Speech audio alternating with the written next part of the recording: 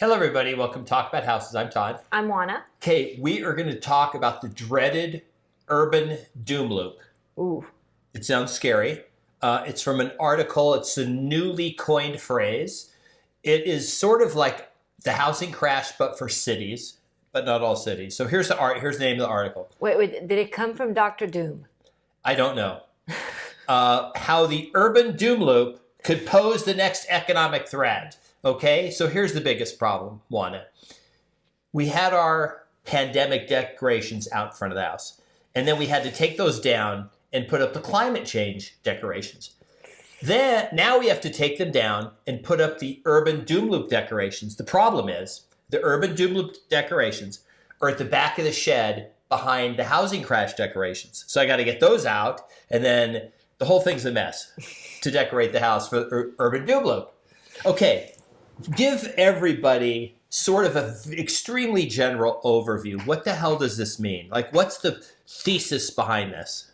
Okay, so this really just has to do with the abundance of office space in urban areas and with the trend of working from home. A lot of places are, a lot of businesses are giving up that office space. They're not renewing leases. They're reducing their footprint in urban areas. And that is the whole doom and gloom thing. Now, there's a lot more to it, and we're going to go into it. But the basic premise of it is that with office workers no longer working in offices, there's going to be a cascading effect between less lease space, and which leads to landlords not being able to make mortgage payments. And then, of course, that leads to foreclosures on these office spaces, and the whole thing just trickles down all the way down to the barista at Starbucks. Okay, so I'll start with the first part of the article. We'll just go through it and talk about each section. Okay, all across the country, downtowns, office space, and shopping centers are at risk of becoming ground zero for a new economic hazard, the urban doom loop.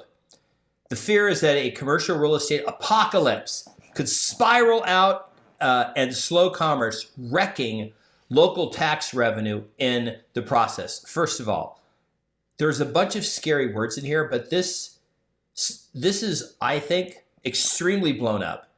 In most cities in the country, we've got data we're going to show you. In Vegas, for example, office space, retail, industrial space is super, you can't even go find it. It's super highly utilized. It's like almost impossible to go find space. There are some areas, though, mainly office. Mm-hmm. Cities and offices. Why, Juana, are office spaces in cities, don't have a lot of occupancy? Right. So in certain cities, of course, we all know about San Francisco, New York, Chicago, places like that are definitely experiencing some difficulties in that area because they have lost office workers, whether it's to remote work or to relocation altogether, for a variety of reasons. So those office spaces are struggling.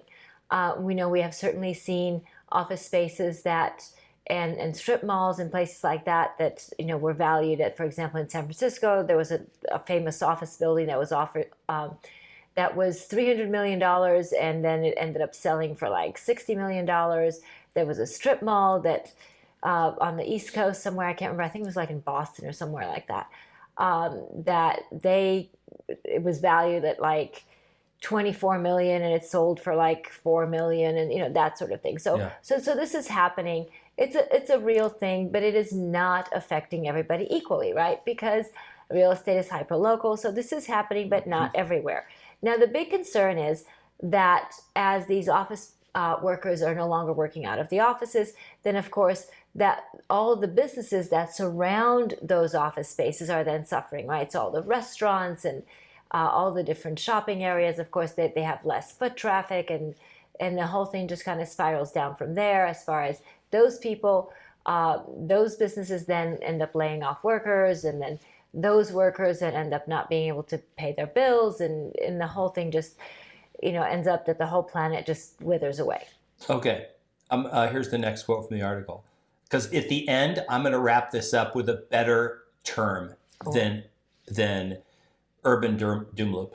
Okay. It's a much better term. And when I explain it and say the term, you'd be like, oh yeah, that makes total sense. Okay. The worst case scenario would go like this. With more people working from home, companies from Milwaukee to Memphis are rethinking their leases or pulling out of them altogether.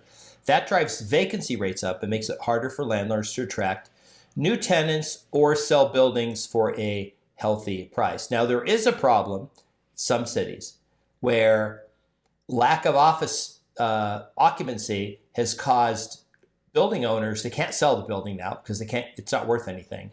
Because unlike a house that's worth, sales comparable, most office space is worth a factor based on the rents.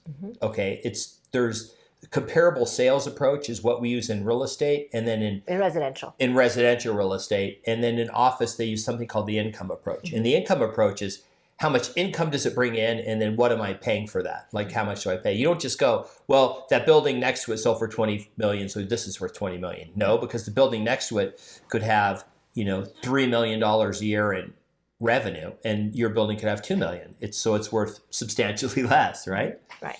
Okay. All right. Here's the next one. Then property owners might struggle to pay off their mortgages or clear other debt. Business districts would dry up, stifling tax revenue. Second time we've heard about tax revenue from commercial properties or employee wages. Shoppers and tourists would have fewer reasons to venture downtown to eat or shop, choking off spending and forcing layoffs at restaurants and retail stores. Just that loop we talked about. So the idea is, Juana, that small businesses would go away in the cities, and then the remaining people would be like, hey, we live in the city, but there's not enough business. There's not enough, there's no restaurants. There's no place I can go, shopping or whatever. Why don't we move our company to another place? And then, so it creates more vacancy, right? Right. So this is kind of that whole cycle. So we've seen cities where businesses go in an office type workers go in an area, and then you see this whole explosion of pubs and bars and restaurants and shopping and all this, because now all of a sudden there are people there. So you've seen that. So this is kind of the unwinding of that, right? This is the reverse effect of that. Now, my contention is that if it's a nice area, then the space will find a new utility, and those areas will probably continue to thrive. They just kind of get the opportunity to reinvent themselves. Now, I partially have that attitude because I live in Las Vegas, and Las Vegas is very famous for reinventing itself. Oh, yeah. But I also believe that there are other urban areas that have the capacity to reinvent themselves and not just wither. Okay. Here's another quote. The average delinquency rate across the 50 largest metro areas in the country is about 5%. So that's delinquency. That's not vacancy rate. But in places like Charlotte, North Carolina, or Hartford, Connecticut, it's almost 30% according to data from the real estate analytics company TREP. Okay, but Charlotte's actually economically probably not in bad shape, even though there's a high delinquency rate on either tenants paying landlords paying their mortgages on the thing. And that could cause a problem. But the tax thing, I want to talk about the tax thing. The whole point is that if the cities shrink, then the local governments need less taxes because there's not as much, they don't need as much police, they don't need as much fire, they don't need as much stuff. This idea that with government shrink, that would cause a problem, I disagree with that. Because you have the economic side, which is businesses and everybody dealing with an economy. And then you have government, which is sucking money off and then spending it somehow. Okay. But government is about fiefdoms. And so that I take issue with what you said, because the governments run like a fiefdom. They are very slow to shrink. And so your position that, well, they need less services, so they'll have less people and less expenses, I take issue with that because it's very difficult to do that.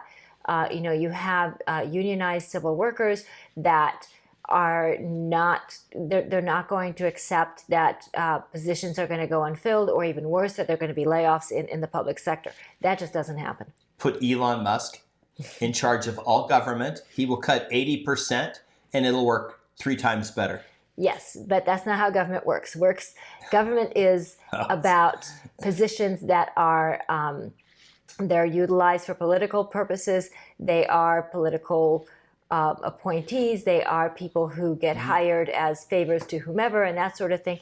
And yes, I'm very aware of, that there are all sorts of rules for civil service, but the reality is that civil servants are very difficult to cut, if not impossible. Yes, it's very difficult for them to get jobs, too, in the workplace, because they don't actually have They don't have a marketable skill. They don't have a marketable skill. No. They're just basically locked into, I work for the government and I just get paid for completing some specific government task that doesn't have a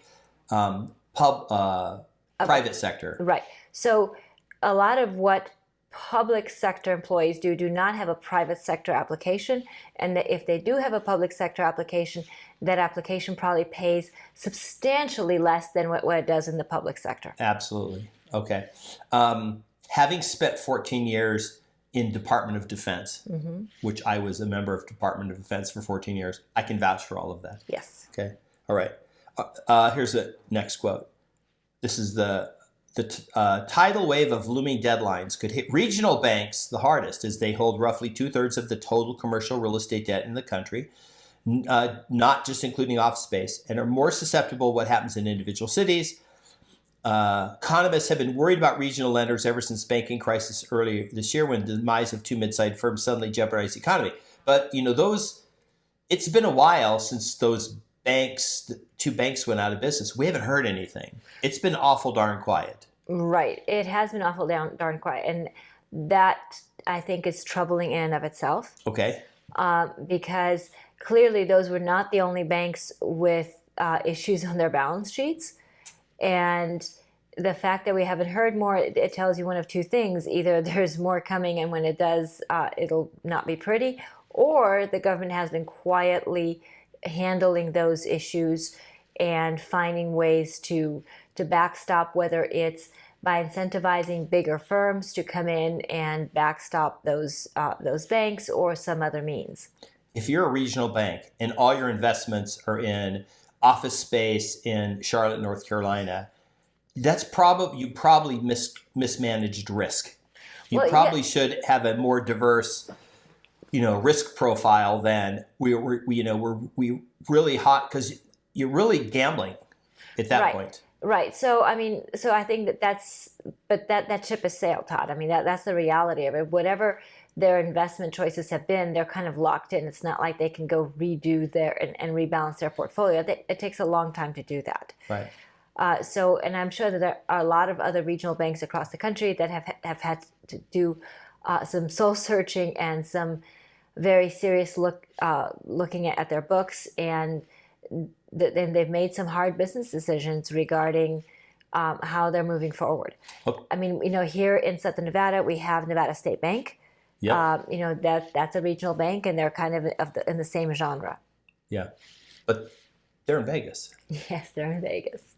Okay, now here's the sort of the summary. Urban doom loop. It's the wrong word. It's the wrong phrase. Okay. This is how this works.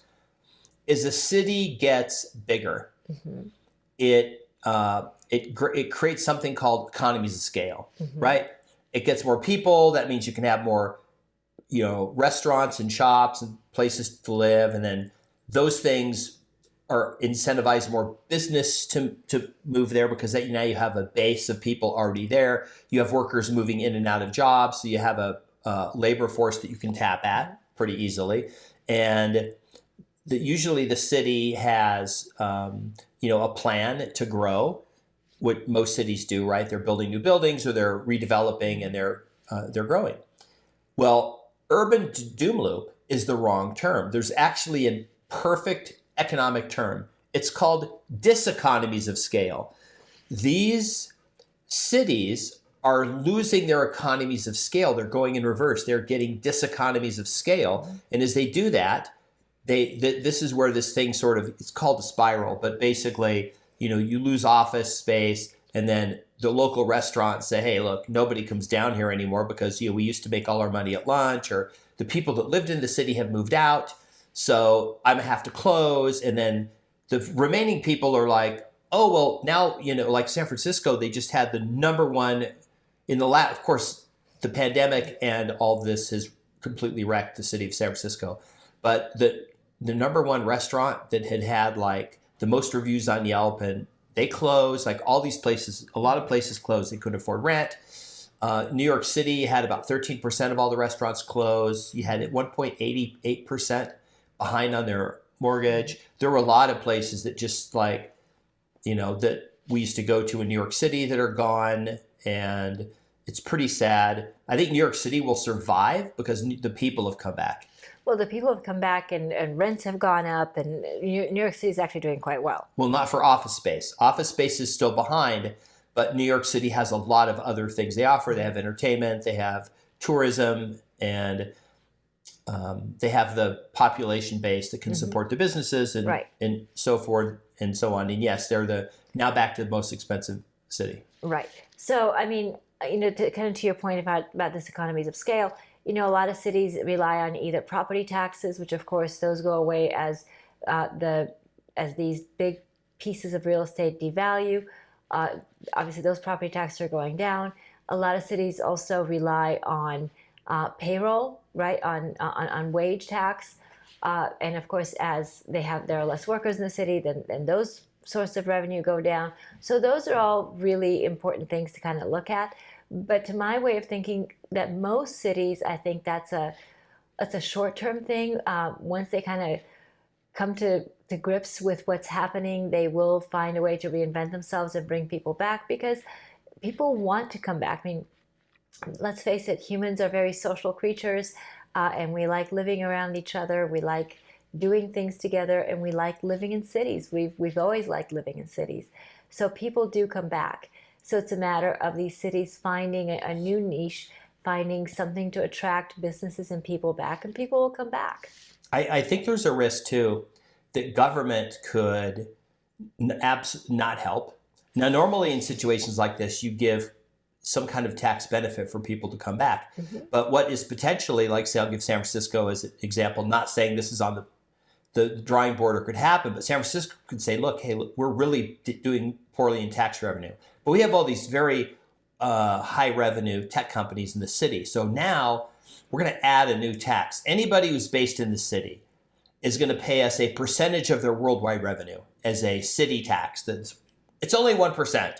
We want 1% of your worldwide revenue. So Uber is in the city. So then they would say to Uber, hey, Uber, you're going to pay us 1% of your worldwide tax. And Uber would probably take about a minute to decide, hey, wait a minute. You know how much money that is? I don't think it would take that long. They would say, you know what? We've found that Burlingame is a great little town, and we secured some office space out there. I think a lot of these places would leave the city if the cities, couldn't create an incentive to come back. And I think that could be a problem in San Francisco, because the city of San Francisco and the county of San Francisco and the whole area have been talking about these sort of excess taxation measures. Mm-hmm. And a lot of companies, of course, have left California, just like people have left California because of high taxation. I mean, California had 90 years of growth, and then 21 or 2 was the first year it had negative growth. Actually, so many, like 500,000 people left. They lost a House seat, which means instead of 55 electoral votes in the next election, only have 54. So literally, if the presidency is decided by one vote, and it's a Republican that wins, it's California's fault. Because if California had kept that one vote, Texas hadn't got it, because I think Texas picked up the vote. Yes. Texas picked up a vote. So if Republican wins by one vote, then it's California's fault. There you go. There you go. So we knew we would find a way to blame California for something. Yeah. So this was kind of fun. Hope you had a good time. Don't forget your Urban Doom Loop decorations. They have to be out by next Saturday. There you go. Right. So hope you had a good time. Tell us what you think and what's happening in your urban area or wherever you happen to live. Like I said, real estate is hyper-local, so it's always interesting for us to have a conversation with you about that. So let us know in the comments. Please remember to like the video, subscribe, hit the notification bell, share the video, and we'll see you on the next video. Bye. Bye.